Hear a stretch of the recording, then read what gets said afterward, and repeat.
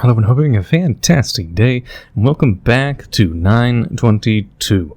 We're going to left off of the game being basically on hiatus, or being updated for 2 years now. It had finally gotten an update around 3 to 4 days ago, and no other patches have been coming out, so I'm not sure what kind of hot fixes or other things will be planned for the game, especially since it went from version like 0.9 to 0.10, so it's not like it's a 1.0 release, but nonetheless, I do believe we have the full game now available, so we are going to go back into our now part 8. This will be part 9 of the series, and I do recommend probably everyone to go to the card above or just check the playlist and watch from part 1 if you forget the series or if you haven't seen the series before. This is now part 9, so part 1 to part 8 are all really important stuff to this story. You should not watch this episode without having watched part 1 to part 8.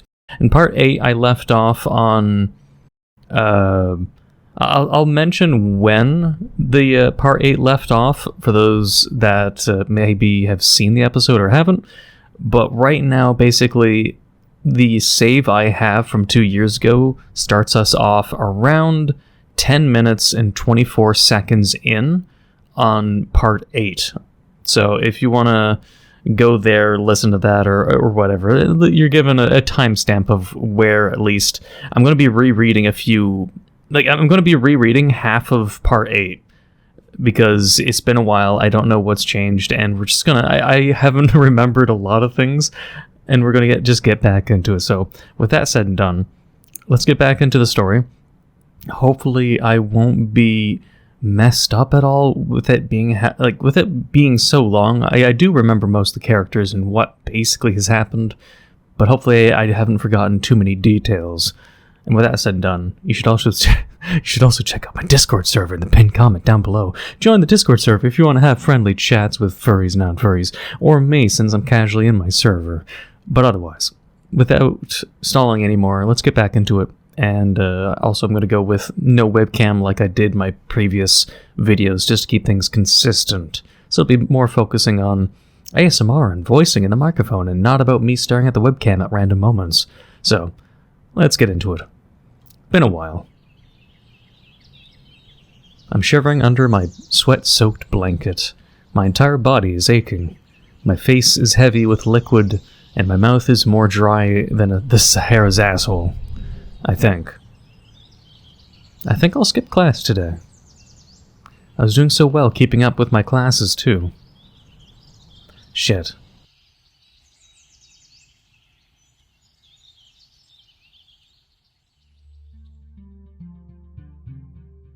Must be a beautiful day outside. I let birdsong serenade me in and out of consciousness until I can fall unconscious no more. The clock blinks 10:29. I take a leak. I puke my guts out. When I'm done retching, it's 11:01. Tap water is far too cold, so I opt with pouring whatever's left in my kettle into a glass. It tastes like limescale and barf. And barf. It gets the job done.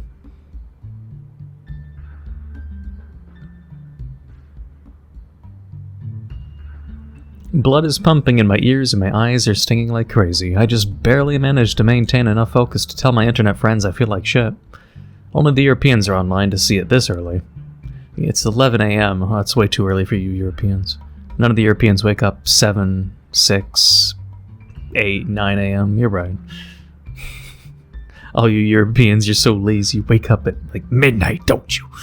They offer me their fake online hugs and well wishes. Oh, fake, damn. I accept their platitudes nominally.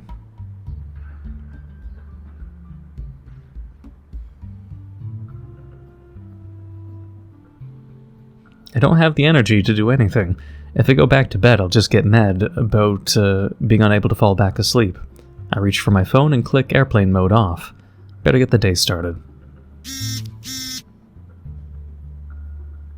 It's Kurt. He writes, "Have you seen this?" Next message is a URL that takes up my entire screen. It ends with Rockland corpse body missing. No. Not today. I begrudgingly return to the bathroom and wash my hands and face. The water is either freezing or scalding. I flinch in pain when I rub the towel against my face. I space out in front of the toaster. It takes too long for my nose to register the smoke, and when I come back to, the bread is charcoal black. I take little bites of it as I scroll past image macros and half-hearted quips and discussion threads of forum games I've never participated in. Around midday, I run out of things to do. I'm halfway down my toast.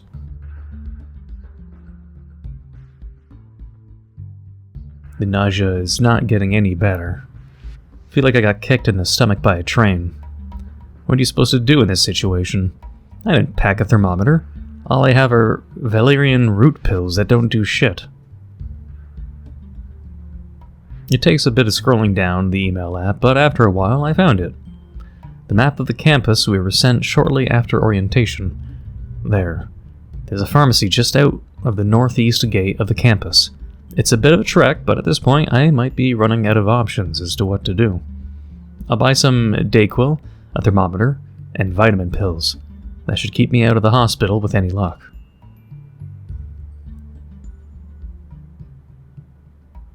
1 p.m.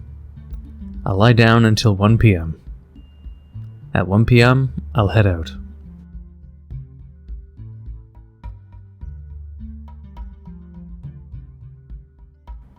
The things you said, the things you've heard. I've had these nightmares countless times before. I figured I'd gotten so used to them that my mind stopped showing them to me. All the latest crap must have jostled me into having them again. Could have sworn, though. Could have sworn that they never were this clear. Trying to sift through what I remember is like pulling teeth when my face is full of snot. Can I draw out even a single useful piece of information from the barrage of nonsense I saw while sleeping? The bomb shelter is undeniably important. I'll just have to avoid it. It's nothing to do with me. And let me do a little side right here for a second there. It's always this confusing matter. There's a lot of suspense in this story, and again, since I haven't rewatched my own series or I'm replaying it, I'm continuing where we're left off, as you would have obviously been told at the start of the video. But it's just the things I'm trying to remember while reading all this. It's this bomb shelter, the mystery of who the main character's dad is, I think. The mystery of who the mayor guy or the guy running for mayor or something like that looks like him. A corpse look-alike, and if there's a mimic running around. And there's a lot of subversions of expectations littered around, if I recall correctly. And a lot of confusion and things that just have not really been resolved at all, so I don't even know where the story's gonna go. So, I mean, hopefully people are more caught up with the story than I am, and hopefully I'll be able to read it without any trouble, but I just want to get that out of the way.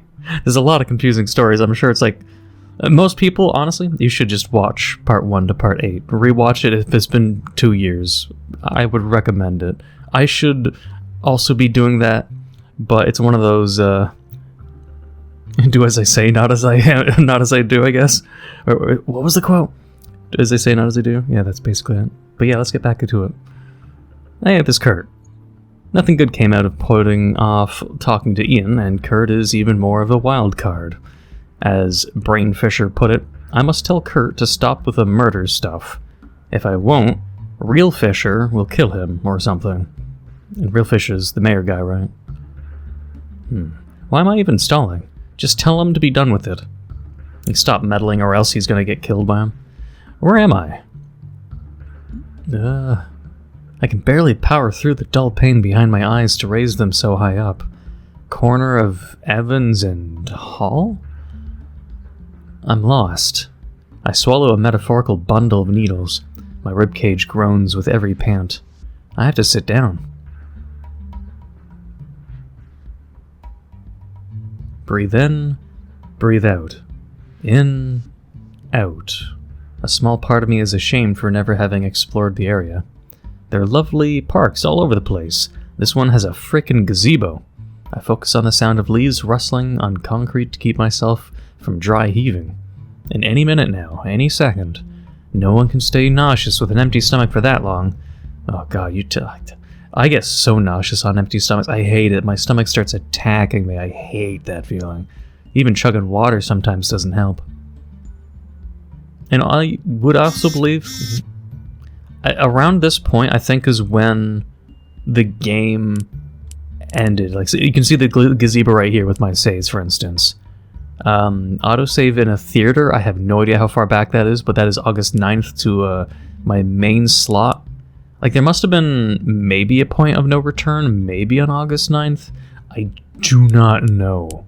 But this gazebo says breathe in. So the game must have ended around this time.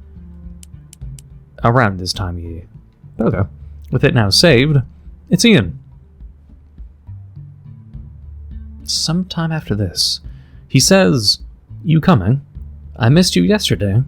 Everything alright?" Must he phrase it like that? And what is he talking about? We had classes all day together. I start typing that I'm fine, but check this out. Shows a dick pic. Check this out! It's the same URL that Kurt sent me this morning. Are you sure you should be sending that to other people? Hey Ian, send. Just a little sick. Send. By the way, I heard you have pictures of my corpse. Can I see them? Oh. And that's the whole thing. We never saw a picture of the main character's corpse still. He was just told that people thought he was dead, swear he was dead, and he never really saw it, and it's been a big cover-up the whole time. But again, we don't know any reasons or answers for this. But yeah, this is stupid. Send. Well, he still asked. It's like, how many people have a picture or saw the corpse? I don't know or remember. Sorry. Oh. Did you delete it? Another URL? Oh shit. 2010? Or wait, I think I saw these maybe in the old save. I think I remember seeing this, but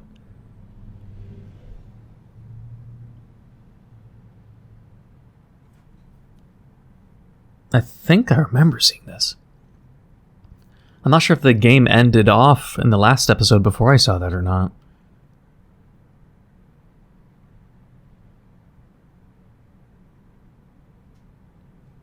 Huh.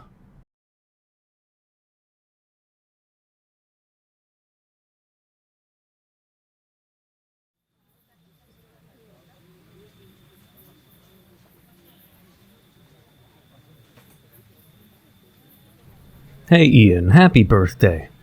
Got you something. Figured your car's rearview mirror needed some extra weight. Aw man, thanks. And Omamori? Omamori? Oh god, I'm horrible at pronouncing this. I'll just say it's an Omamori. That's good enough. Dude, that's so cool.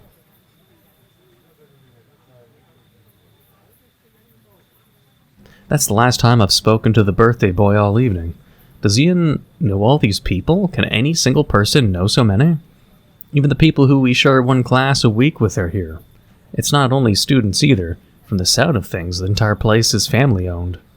Ian's elderly father chats with a couple of our classmates next to the grill, and I receive a portion of pumpkin pie from a large woman wearing a large cross on her chest, his mom. The two high schoolers who hang in the back must be Ian's brothers. Flavors of uncles, aunts, and cousins likewise mingle into the crowd. This kind of sucks. Not in a major way, though. Nothing's expected of me. Nothing needs to be done. I'm sitting on a plastic chair propped with its back against one of the cabins, out of the way. I pass the time doing breathing exercises. My sinuses have cleared enough to get stung by the frigid air and to register the scent of pines and charcoal and turkey sausage. My phone is off, held limply between my knees.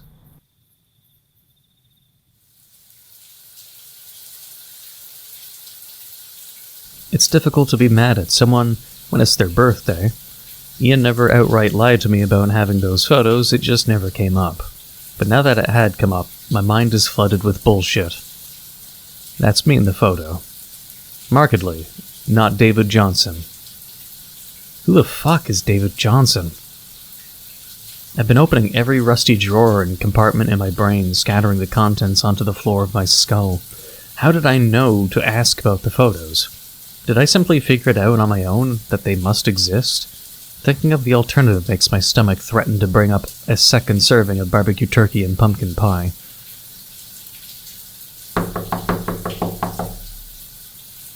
Spencer, you jacking off in there? I'd better not be stepping into anything later on.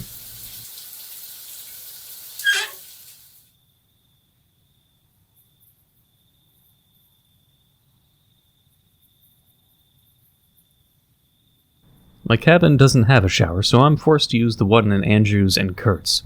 Andrew's and Kurt's. A pin pricks my heart at the thought. Unreasonable. What am I jealous for here? Those two are friends, or colleagues, or something from a while back. Am I upset when I invited Kurt? He's already been invited by Andrew. There are much better things to be upset about.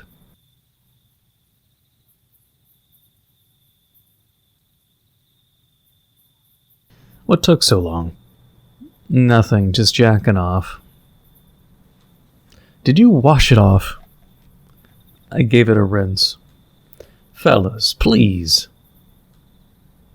Want a rock, paper, scissors for who goes in next? You didn't actually, did you? I don't know, what else could I have possibly done that would have taken so long? Spencer says with a very wide grin. Spencer. Actually, you might want to wait a few minutes either way. Spencer. Hot water's all gone. So what happened to you? What, this? He thumbs at the Band-Aid. Got into a fight. At work. Customer had too much to drink. Oh. Does it hurt? A lot. Any more questions? Yeah, what's all this? There's a bunch of crap strewn on the little porch tables, binders, blueprints, and maps. This is, David Johnson stuff. You wouldn't care. Andrew's face flickers nervous for a split second. Kurt must have briefed him beforehand about all I know. Right, I'm gonna... Wait. Now, weren't you supposed to tell him to not do this? Well, no, I do care. Do you? I never explicitly told Kurt I don't want anything to do with it. And you haven't told him anything yet? Yeah, I'm sorry if it came across that I didn't. Kurt takes a drag of his cigarette. The vapor gently escaping Andrew's nostrils makes a mockery of Kurt's dramatic cloud of smoke. I apologize if I asked this before, Spencer. Do you know anything that we do not? We're really doing this, huh? I don't know. What do you know that I don't?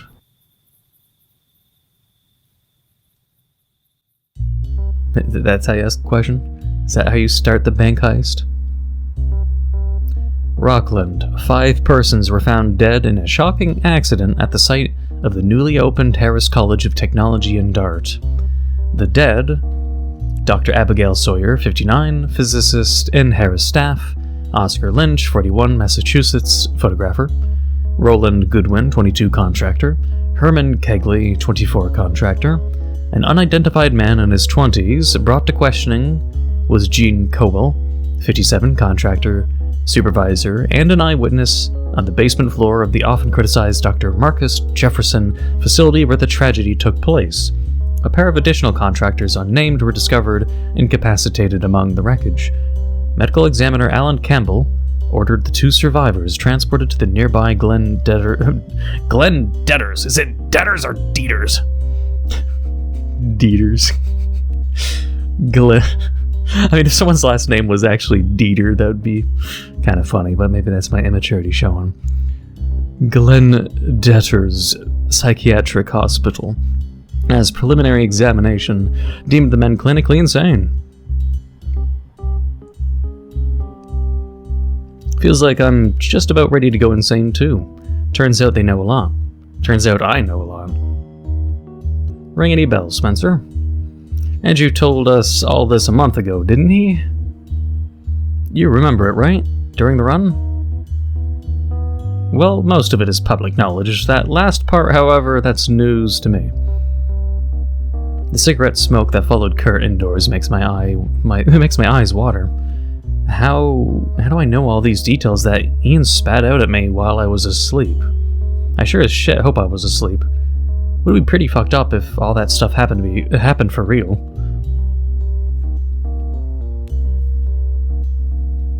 Hours go by. It's only 1:24 a.m. Only, but it's almost entirely silent. Even Kurt is speaking in hushed tones. The two incandescent bulb lamps in the room just barely manage to illuminate their binders, their blueprints, and their maps. They keep them stacked in two neat piles, one for things that they want to talk about, and the one for things that had already been discussed. Where did they get all this material from? Andrew, you shouldn't be fine with any of this. Federal officials were told of the proposal during a visit of former Rockland County Mayor Willie Dahlhaus. The college will lease the $5 million facility from the county after it is built on Harris grounds. The fallout shelter proposal is also backed by Representative Donald J. Rice, and you aren't even paying fucking attention, are you? Don't look at me. Huh? What? Me and Andrew already know all this stuff. You were the one who wanted to go over this. It's perfectly acceptable if you want to retire for the evening, Spencer.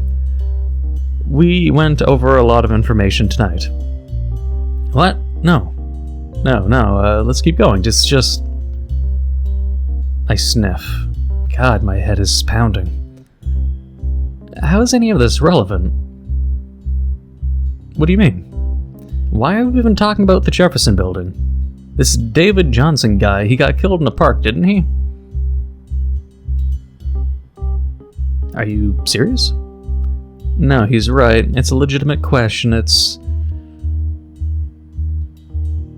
me. You killed David Johnson? No. Do you remember the day of the murder, Spencer? It's no coincidence that I sought you out so fast. Oh? Sure as shit wasn't. Let him talk. My apologies that I failed to get it across until now. I had been ordered, to fetch you by Professor Reed. Just another order in a string of equally incomprehensible orders, dating all the way back to February of last year. That was when I first was told to monitor the fallout shelter door. Every day since then, I would be checked on, receive updates on my orders, that manner of thing. Andrew reaches over to scratch the back of his neck. It all ceased immediately once the murder took place. I remember asking Professor Reed about what to do next. All he could say was to wait and see. Go on. That's all there is to it, I'm afraid. Sounds irrelevant to me. Don't play stupid, will you? The shelter is important to someone, and that someone killed David. That's a leap. I saw him. You saw the killer. I saw David. Watched him, rather, through the monitor. I have done so since before orientation.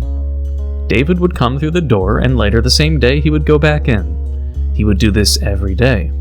I don't know under what circumstances a freshman would have the means to enter someplace so heavily secured, or, for that matter, why no one had done anything to prevent it. But there you go, now you know. My brain's gonna leak out my goddamn ears. Okay, so was it just like the David person that was the look-alike? Hang on, bopping my microphone. So the David, who's a look-alike of our main character, would be like sneaking out, and Andrew would watch the cameras and see them come in and out every day potentially then, I guess, to maybe be a mimic.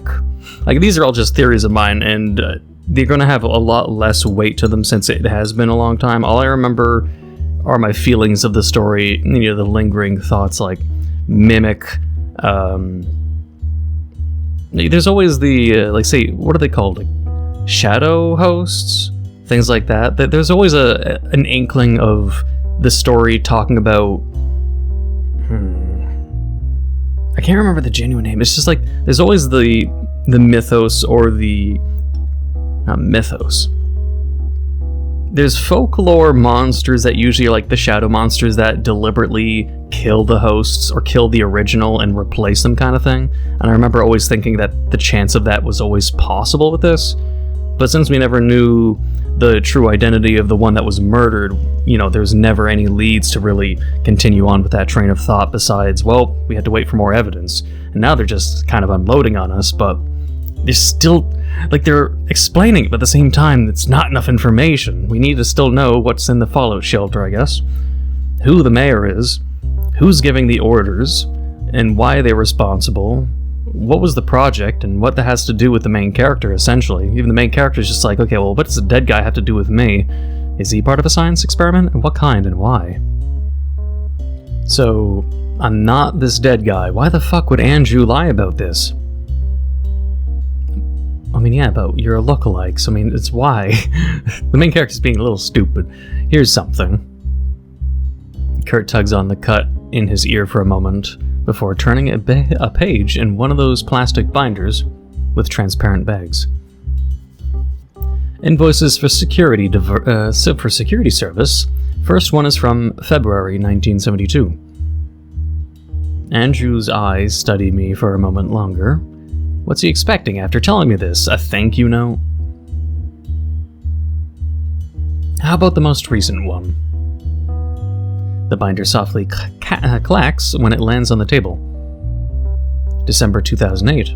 I suppose it does make some sense. The time frame coincides with when security stopped showing up. Look at all this garbage. These two must have been at it for weeks. Kurt's certainly been busy. God knows what sort of hell he must have gone through to get Andrew to help. I'm such a fucking dumbass. Kurt straight up asked me to help him all the way back then. It could have been me poring over all these documents. Could have known way ahead of time about everything, about how these documents are ultimately about me. Yeah. Kurt, what's up? These have names. It's Andrew's turn with the binder. Kurt cranes his neck down to squint at what he's pointing at. Please write this down. Kurt fishes out and lifts up a pad of paper from his backpack. Is your phone still missing? Yeah. Listen, I looked everywhere. I know. February 1972 through September 1973, Donna Booth. October 1973 through September 1976, Joanne Lover. He leafs forward while Kurt is writing. October 1976 through November 1976, Nelson Fisher. Is everything all right, Spencer? Everything's just great.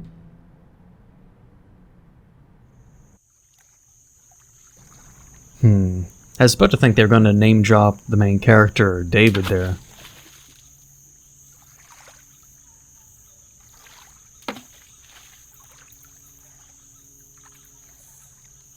Did everyone just go fishing all of a sudden? Good morning! Wait, what? Ah. It's a pleasure to see you up so early for once. Oh. Morning. I didn't sleep. Ah, my apologies. It's that insomnia of yours, isn't it? Is there anything I could do to help? Pick up another stone and toss it in the water. Splosh. Nah. Is there something on your mind? Why are you here?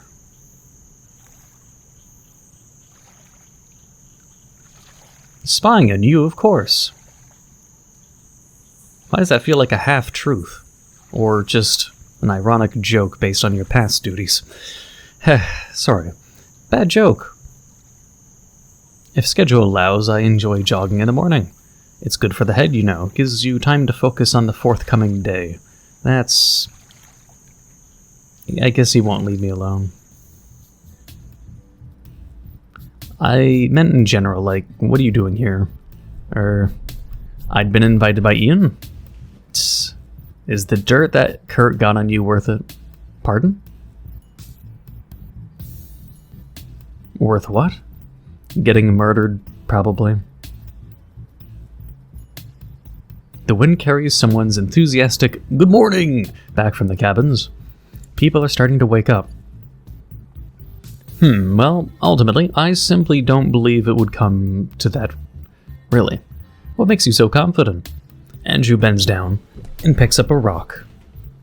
Is that what you're afraid of, Spencer? Sure as shit is. Aren't you? That's reasonable. I see. See what? His body twists like a coil. He pauses and then launches the stone.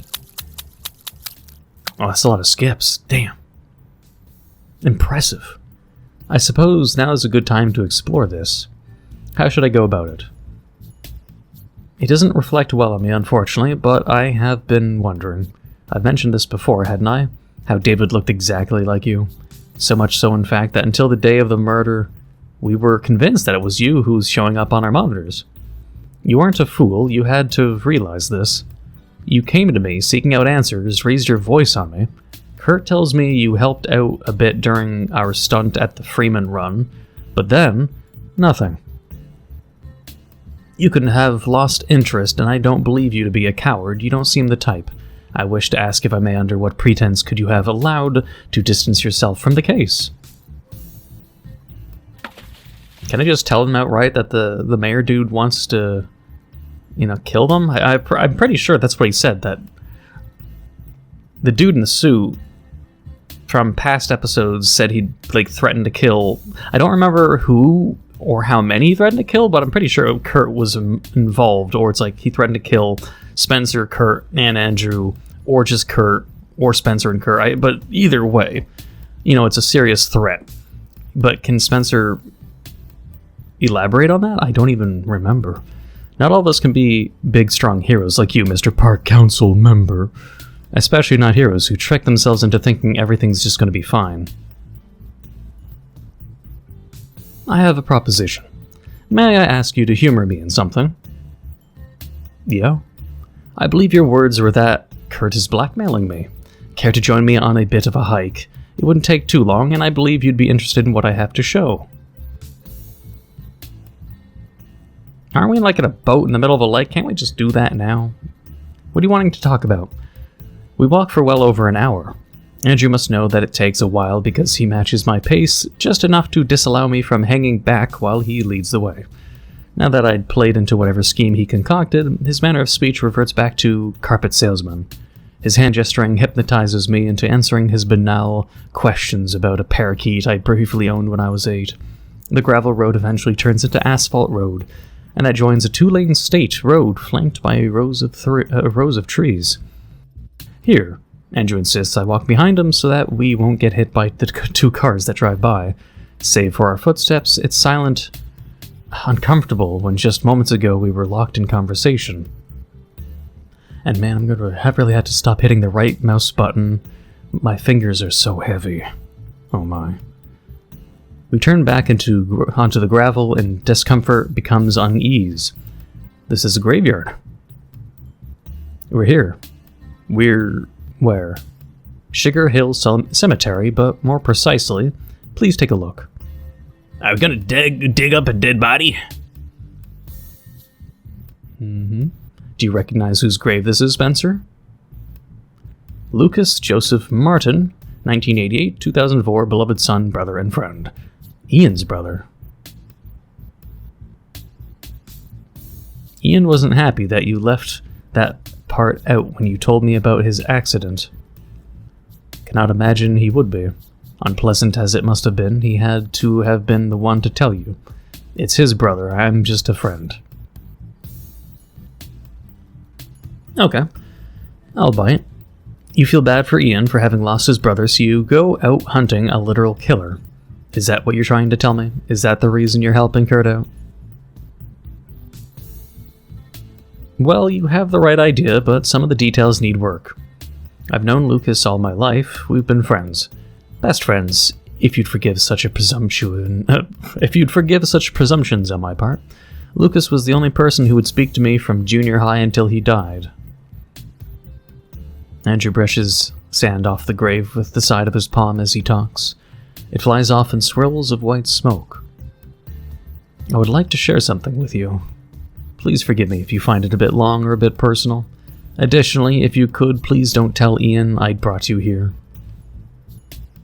This town, Rockland. It's a statistical outlier. I imagine you must have read about it online. There's a reason tuition out here is so low. The county works day and night to brighten its image, but ultimately it is what it is. Property gets damaged, people get hurt, and there's never explanation for any of it. No one is caught, no one is fined, no one sits behind bars. It's been going on for longer than both of us have been alive. Locals tend to think the authorities are corrupt, but that's wrong. I've been witness to the proceedings. There's an entire department devoted to it. Efforts are being made. So, you're saying that Ian wrecking his car wasn't an accident? No, I'm getting to that. It was Ian. People handle grief in interesting ways, I found. When Ian woke up, his mother repeated to us what the doctors said, that despite the length of the coma, Ian didn't lose any cognitive function. I admit this might be because I was not overly close to him at the time, but to me, since then, it seems that he never was quite himself. All that supernatural stuff, all the trinkets he hangs up in his car, those weren't an interest of his beforehand. Even Jesus didn't interest him. He must have taken notice of how devout the rest of his family is. My cabin has 3 Mother Marys in it. Part of why I couldn't sleep. Go on. Ian's obsession isn't unique. Over the years, many people have been harmed without explanation or retribution, and everyone has their own theories: ghosts, the devil, the mafia, the government, you name it.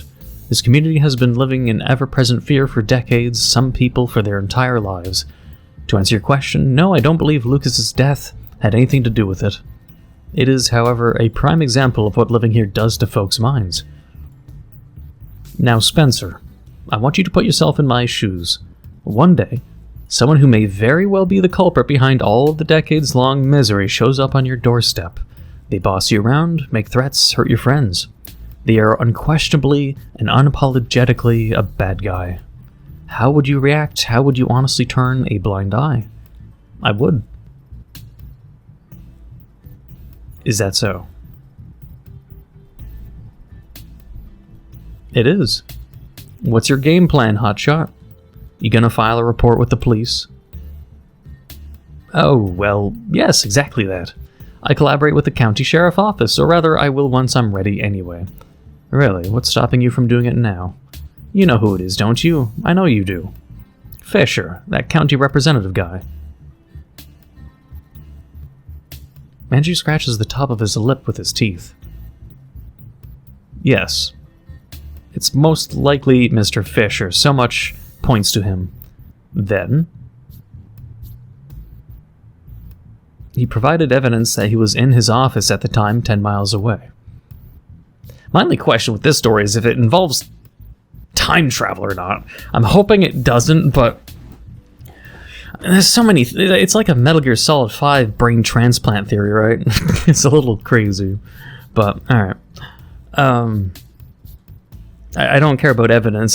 He could have tampered evidence, man. He's a government official. They could just make this shit up. Who knows? Eyewitnesses, security footage, and even a parking receipt. Like, that's the thing, right?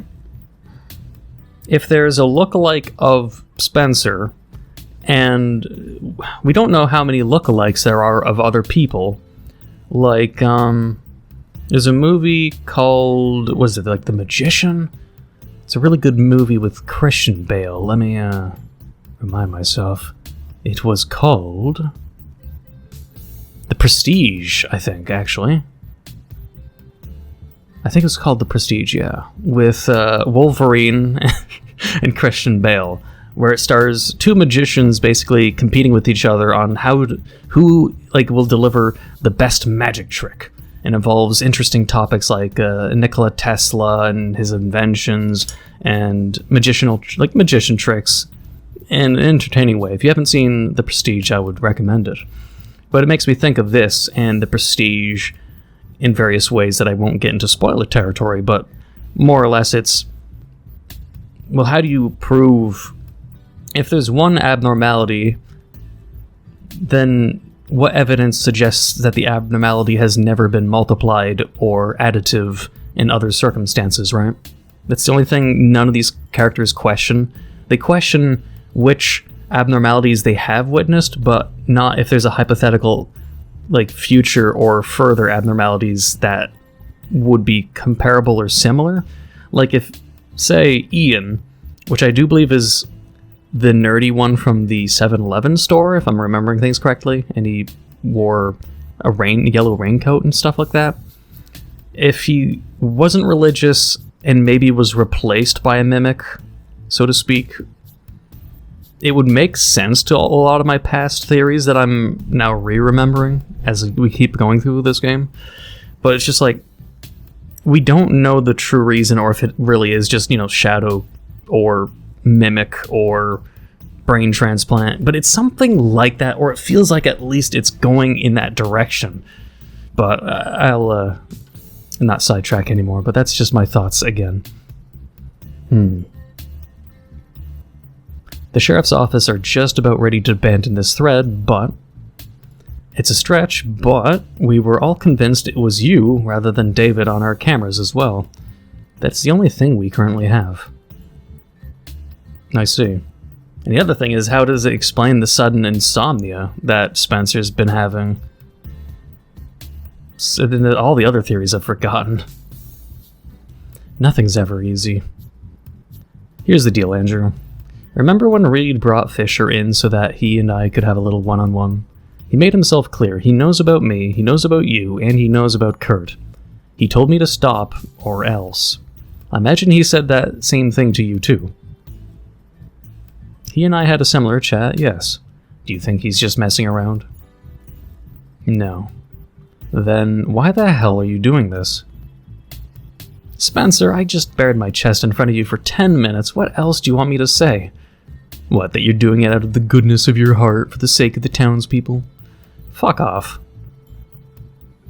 Okay, that's quite enough. What's gotten into you? What's gotten into me? Listen to yourself. You're saying your dead friend is why you don't mind getting yourself killed?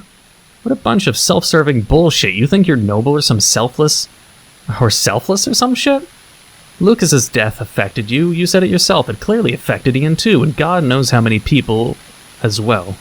And yet, there you go, but leaping in front of a bullet. Does that sound right to you? You not have a family? Do you not have any friends? People like you piss me off so much, Andrew. Why did you have to get involved? Damn, okay. Here I'm giving Spencer a very angry, Neco-sounding voice or tone. Fuck's sakes. Every damn day with this, just like before the murder. Wake up from some shitty nightmare at exactly the same fucking time. Hate this so much. I thought I was done with it, but no. 3 hours, that's all the sleep I got tonight. But how much... My question becomes, him talking with Andrew at the grave, when did that happen? Was it yesterday?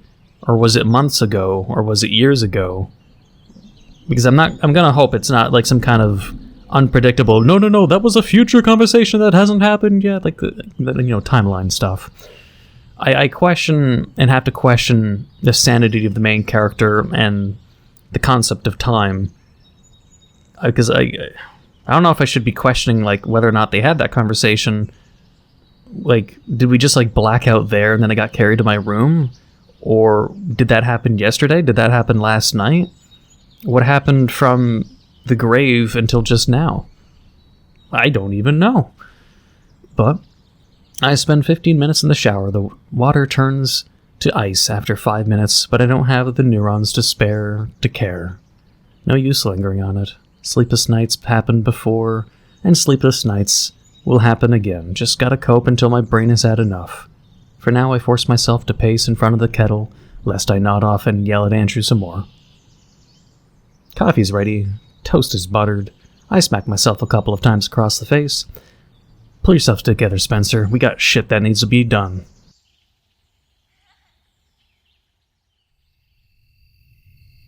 Though, I think with that, I'm going to leave it there. I guess we'll save over here. I still don't know about my last save, but usually I have saves for a reason. I just don't remember my 2-year... my 2-year past self, what I try to tell myself to remember. The only way I'd be able to remember is by loading them up. Actually, I mean, autosave, that doesn't matter. But yeah, save 1 and save 2. Save 2 would have been the last save, and save 1 is... I don't know when in my video series I brought it up, but maybe someone will know from having rewatched my series, and we'll be able to think, hey, Neco, you saved this because this reason. I would be forever grateful if someone could point out why I made this save, if people have rewatched my series recently, because if you did, you'd probably know why save 1 exists, and not myself. But anyway, I'm going to leave it here, and we're going to continue off in the next episode. But if you enjoyed, please leave a like, comment, hit the subscribe button, become a full subscriber, hit the notification down below for updates on my videos. Thank you for watching, and until the next time.